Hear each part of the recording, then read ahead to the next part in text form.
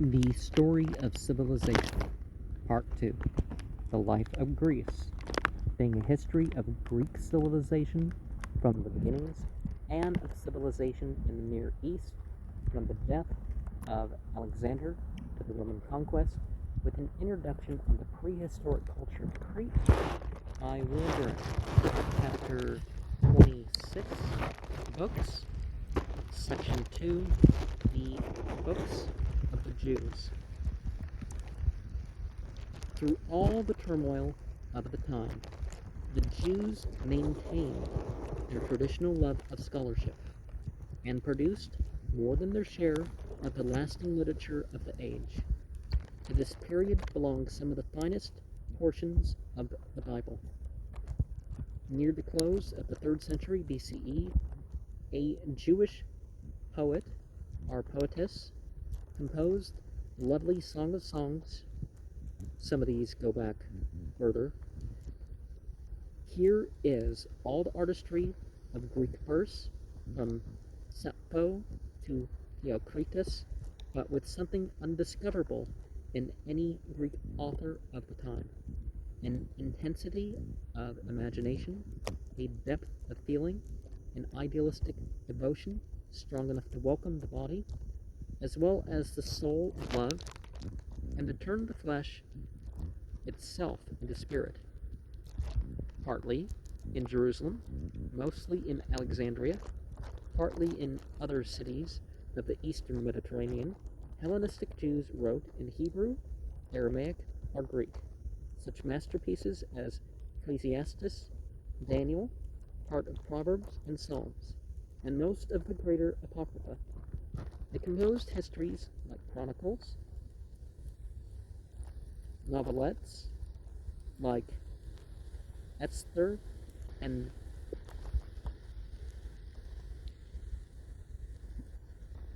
Judith, and ideals of family life like the Book of Tobit. The Sopharim changed the Hebrew script from the Old Assyrian to the square Syrian style, which makes it more like the runes that the Phoenicians would have brought, which has remained to this day, since most of the Jews in the Near East now spoke Aramaic rather than Hebrew, while Aramea is the oldest forms of the language, and then it became what is called Hebrew after, the Jews were the only ones speaking it, and the Hebrews were the only ones speaking it, so on and so forth. The scriptures, in brief Aramaic targums or interpretations, schools were opened for the study of the law or Torah and the explanation of its moral code to growing youth. Such explanations, commentaries, and illustrations, handed down from teacher to pupil across the generations, supplied in a later age most of the material of the Talmud. By the close of the 3rd century BCE, the scholars of the Great Assembly had completed the editing of the older literature and had closed the canon of the Old Testament, which isn't a fair title for it from its own perspective, the Tanakh.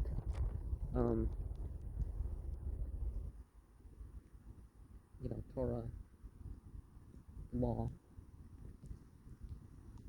Nebiim, prophets, Ketubim, the writings. It was their judgment that the age of the prophets was ended and that literal inspiration had ceased. The result was that many works of this epoch, full of wisdom and beauty, lost the chance of divine collaboration and fell into the unfortunate category of Apocrypha. And largely they were saying that, well, the people speak Greek now, and so therefore that's not nothing in that language would count. And I would say that the prophetic tradition probably had stuff during that time. So the Old Testament Apocrypha, literally hidden, are those books that were excluded from the Jewish canon of the Old Testament as uninspired. Well, a lot of it was representative. Definitely the 5 books of Moses and stuff were, even more so than some of what was excluded, but were included in the Roman Catholic Vulgate, i.e. the Latin translation by St. Jerome of the Hebrew and Greek texts of the Bible.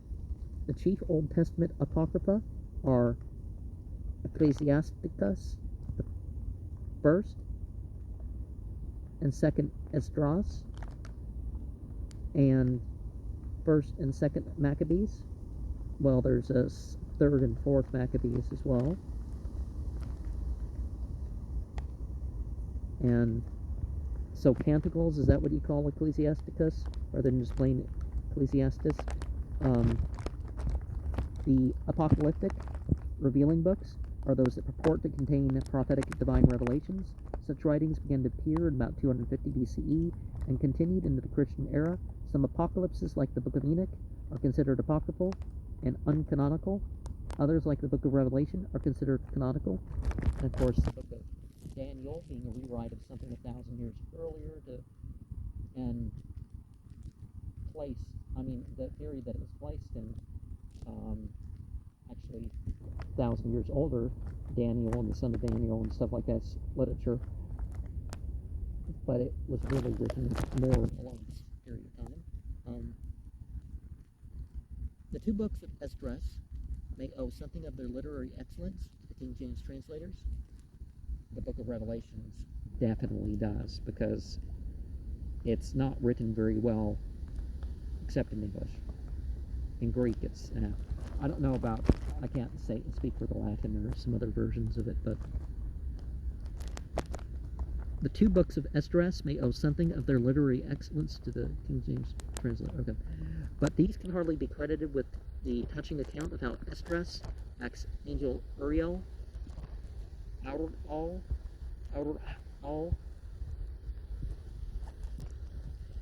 to explain why the wicked prosper, the good suffer, and Israel is in bondage, to which the angel answers in powerful similes and in simple speech, and it is not given to the part to understand or judge the whole. The prologue in Ecclesiasticus describes it as a Greek translation completed in 132 BCE of discourses written in Hebrew 2 generations before by the translator's grandfather, Jesus, the son of Sirach. Is it Isu? Is that what they say, or do they just say Josh? Okay. Yeshua ben Sirach was both a scholar and a man of affairs. After seeing something of the world through travel, he had settled down to make his home a school for students, and to them he delivered these essays on the wisdom of life. He denounces the rich Jews who have abandoned their faith to cut a better figure in the Gentile world. And remember, the words for Gentile are not just foreigners, even though it may be treated like that at times. It's atheist, polytheist, those who turn their backs, various things in that regard. He warns youth against the courtesans who wait for it everywhere. I've related some of these lessons to the whole vampirism thing. And he offers the law as still the best guide in the evils and pitfalls of the world, but he is no Puritan. Unlike the Chassidim, he has a good word to say for harmless pleasure, and he protests against the mystics who reject medicine on the ground that all maladies, having come from God, can be cured by God alone. The book is rich in epigrams, of which the most renowned brings together the rod and the child. The number of whippings laid to his account, says Renan, must be incalculable. It is a noble book, wiser and kinder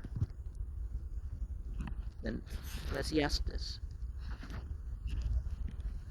Well, people can become disciplined without being severely beaten to the point where, they can't take it anymore and don't want to risk it. In the 24th chapter of Ecclesiasticus, we are told that wisdom is the first product of God, created from the beginning of the world. Here and in the first book of Proverbs are the earliest Hebrew forms of the doctrine of the Logos, wisdom as a demiurge, our intermediate creator, delegated by God to design the world. And see, most of these myths start off as monotheist myths, and then the divine qualities are treated like different entities and personified and all that. The hypothesizing of wisdom as personified intelligence becomes a dominating idea of Jewish theology in the last centuries before Christ. Alongside of it runs increasingly the conception of personal immortality.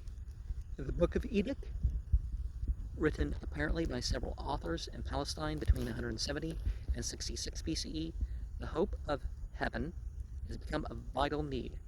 The success of wicked power and the misfortunes of a pious and loyal people could no longer be borne unless that hope might be entertained. Without it, life and history seemed to be the work of Satan rather than of God. A Messiah will come who will establish the kingdom of heaven on earth and will reward the virtuous with everlasting happiness after death. In the book of Daniel, the whole terror of the age of Antiochus IV finds a voice. About 166 BCE, when the faithful had been persecuted to the death for their beliefs, and ever larger enemies were advancing upon the Maccabean band. Oh, what does that stand for? Isn't that a phrase? Maccabeans is actually a summary of a phrase.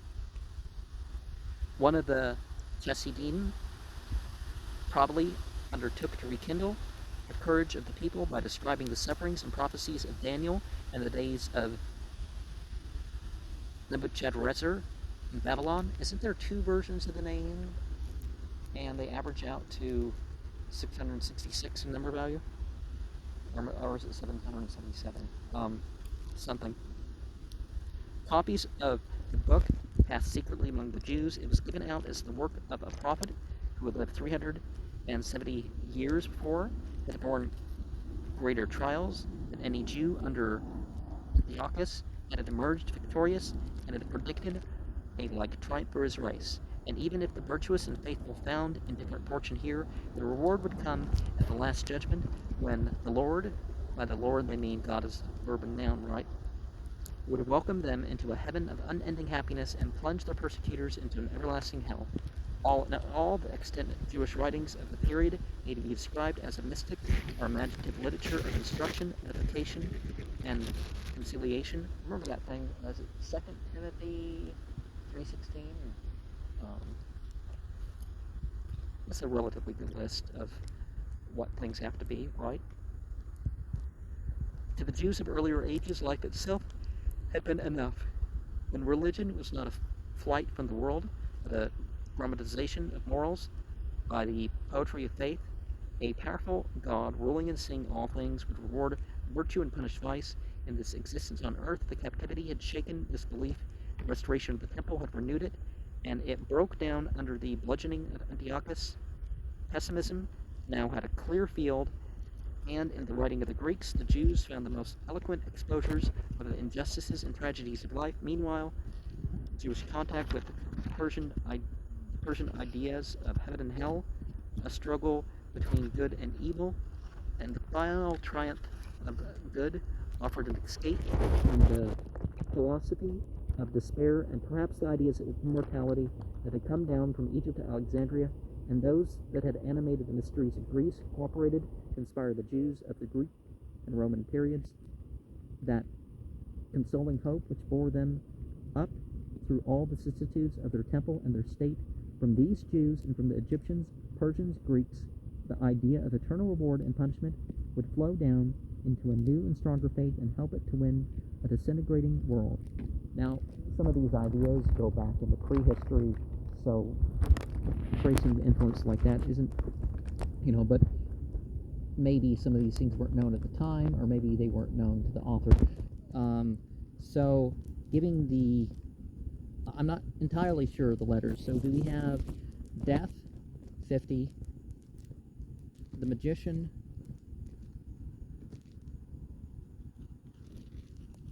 2, the Hierophant, 6, the Chariot, 8, the High Priestess, 4, the sun, 200, the star, or is that supposed to be the lovers? But the star would be 90. I mean, in the Corrales it would be 5, but and then of course we have the sun again. Okay, that would be 664 or 670 if the U is a separate letter. Yeah, I'd have to look at the spelling.